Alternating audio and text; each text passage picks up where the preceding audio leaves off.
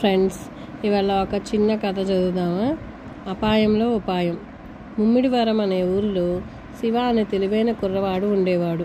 ఒకరోజు శివను వాళ్ళ అమ్మ పిలిచి అమ్మమ్మ గారి ఇంటికి వెళ్ళి ఒక పెట్టె తీసుకురమ్మని పురమాయించింది. దారిలో వాగు ఉంటుంది. పెట్టెలో చాలా విలువైన వస్తువులు ఉంటాయని జాగ్రత్తలు చెప్పి పంపింది. అమ్మమ్మ గారి ఇంటికి వెళ్ళాడు. సాయంత్రం అయింది. దారిలో దొంగలుంటారు, జాగ్రత్త అని వాళ్ళ అమ్మమ్మ జాగ్రత్త చెప్పింది. శివ పెట్టె తీసుకొని తిరుగు ప్రయాణం అయ్యాడు. కొంత దూరం వచ్చేసరికి అతన్ని ఎవరో అనుసరిస్తున్నట్లు గమనించాడు.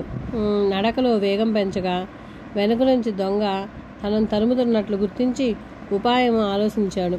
మధ్యలో వాగు వద్దకు వచ్చేసరికి తన చేతిలో ఉన్న పెట్టెను పక్కనున్న తుప్పల్లోకి విసిరేశాడు. అయ్యో, నా పెట్టె నీటిలో పడిపోయింది అంటూ గట్టిగా ఏడవడం మొదలుపెట్టాడు. శివను చూసిన దొంగ ఆ వాగులోకి దూకి పెట్టెను వెతకడం ప్రారంభించాడు. ఇదే అదనుగా భావించిన శివ దొంగ కంట పడకుండా పెట్టె తీసుకొని మరో దారిలో ఇంటికి చేరుకున్నాడు. నీతి ఏమిటంటే, అపాయం ఎదురైనప్పుడు హైరాణ పడకుండా ఉపాయం ఆలోచిస్తే ఎటువంటి సమస్య నుంచైనా బయటపడవచ్చు.